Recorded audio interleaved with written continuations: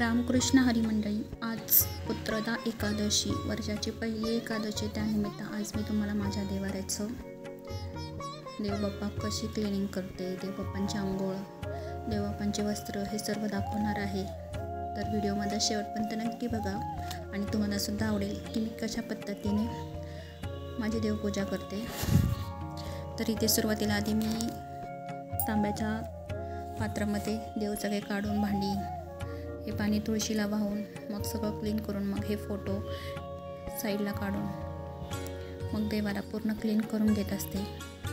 आणि सुरुवातीला आधी जी ही देवाऱ्यासाठी छोटीशी झाडू घेतली आहे तिच्याने सर्व क्लीन करते.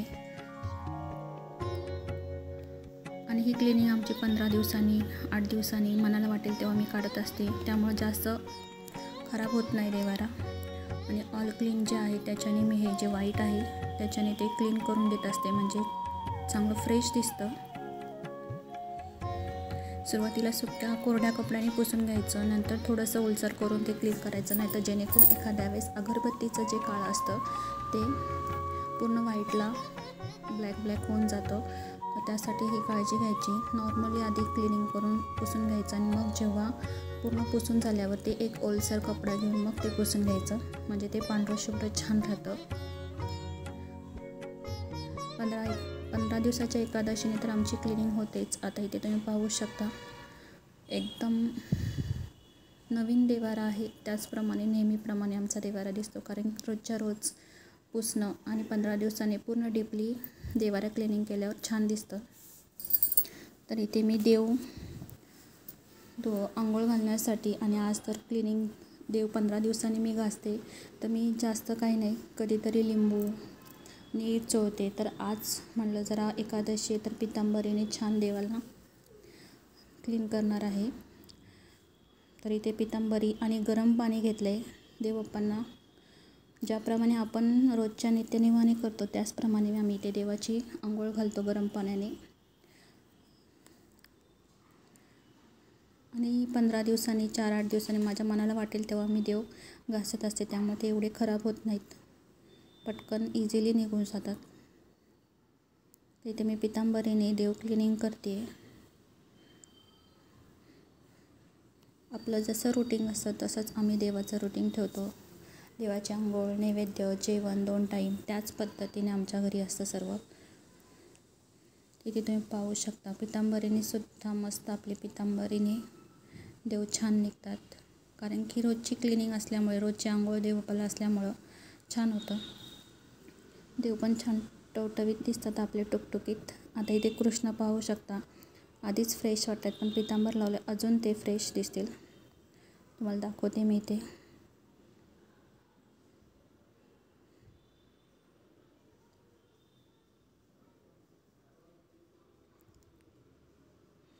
नॉर्मल पितांबर लावते तरी मी जास्त असं हे करत नाही, देवाला त्रास होऊ नये म्हणून. आधी हात पूर्ण ओलसर करते आणि मग ते पितांबर हाताला टच करून मग देवाला हे करते.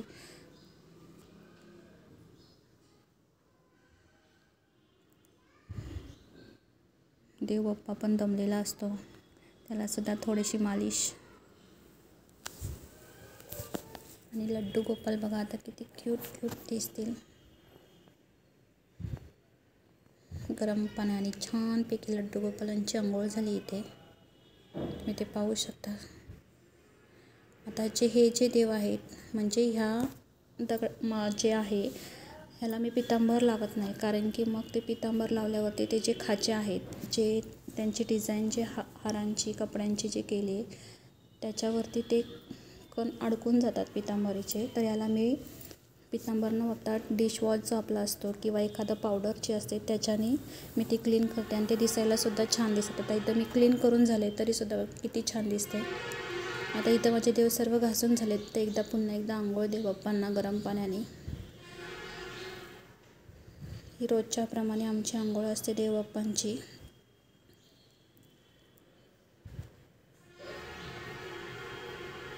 गणपती बाप्पा, अन्नपूर्णा माता, श्रीकृष्ण, शंभू आणि विठ्ठल रुक्मिणीची मूर्ती एवढे देव माझ्या मंदिरात आहेत. अन्नपूर्णा मातासुद्धा.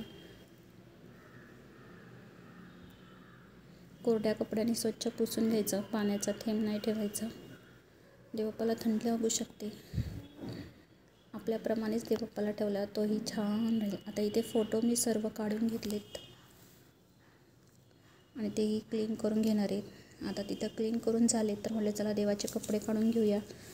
वस्त्र खाली टाकायचे, वस्त्र साईडच्या जे देव ठेवते त्यांच्या खाली वस्त्र, आणि इथे देवांना ड्रेस. कृष्णाला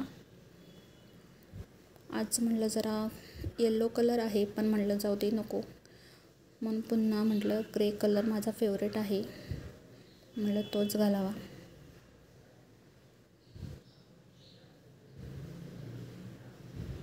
आणि इथं देवांचे अलंकार ठेवते मी. दर 15 दिवसांनी चेंज करते सर्व देवांचे अलंकार.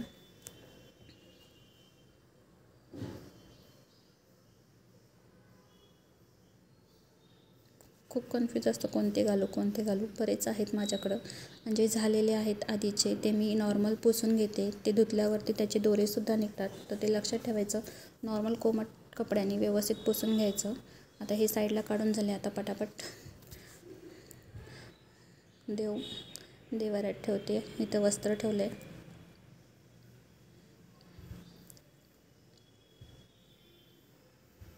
आणि हे फोटो जे तुम्ही पाहताय ते 25 वर्षापूर्वीचे आहेत, म्हणजे जेव्हा माझे आजोबा सासरे होते तेव्हाचे. म्हणजे जवळजवळ 25 वर्ष झाले त्या फोटोना.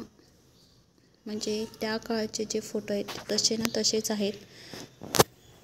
थोडंसुद्धा त्यांना काही झालं नाही आहे, एकदम व्यवस्थित. आणि ते ठेवूशे नाही वाटत, म्हणजे नवीन घेण्यासारखं वाटतच नाहीत, कारण ते अजूनही छान आहेत. आणि जुनं ते खरंच सोनं असतं त्याप्रमाणे हे फोटो आहेत. एकदम भारी लुक देतात. हे आजोबांचे म्हणून आठवण म्हणून बाबांनी ठेवले आहे.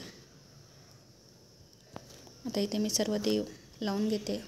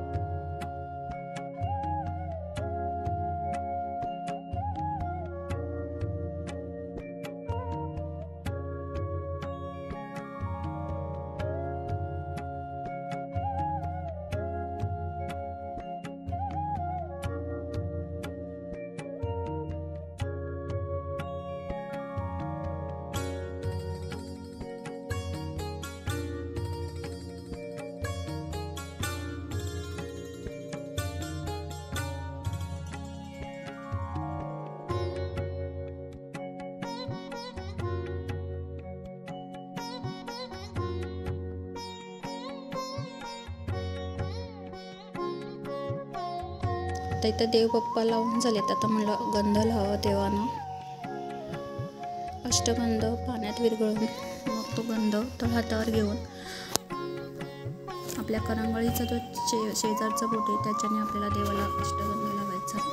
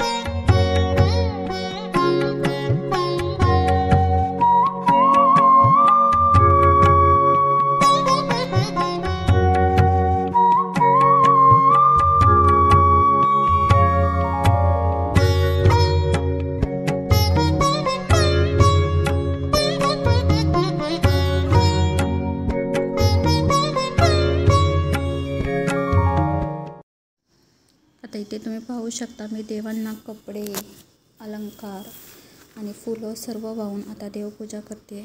दिवा लावला, अगरबत्ती एक देवाऱ्यात आणि एक तुळशीमध्ये.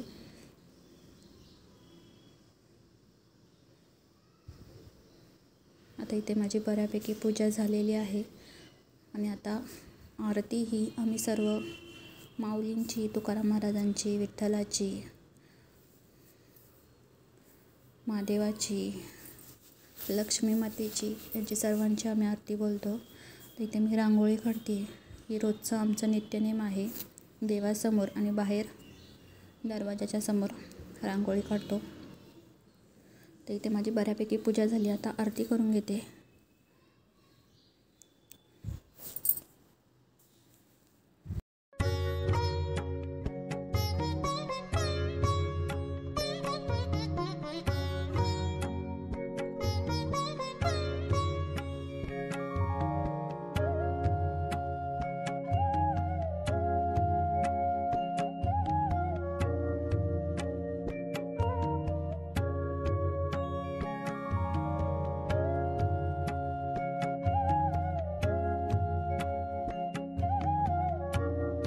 तर इथे पूर्णपणे पूजा झालेली आहे माझी आणि तुम्ही आमच्या देवाचं फायनल पाहू शकता. देव किती छान गंध लावून फुलं, एक प्रसन्नता वाटते जेव्हा आपण पूर्ण देव जेव्हा साफ हे करतो. आंघोळ, छान छान फुलं. कसं वाटली देवपूजा नक्की मला कमेंट करून सांगा. आणि व्हिडिओ जर आवडला असेल आणि माझी पूजा तुम्हाला आवडली असेल तर नक्की कमेंट करा, शेअर करा आणि व्हिडिओ आवडला असेल तर नक्की लाईक आणि सबस्क्राईब करायला विसरू नका. पुन्हा भेटूया अशाच एका व्हिडिओसोबत. तोपर्यंत बाय.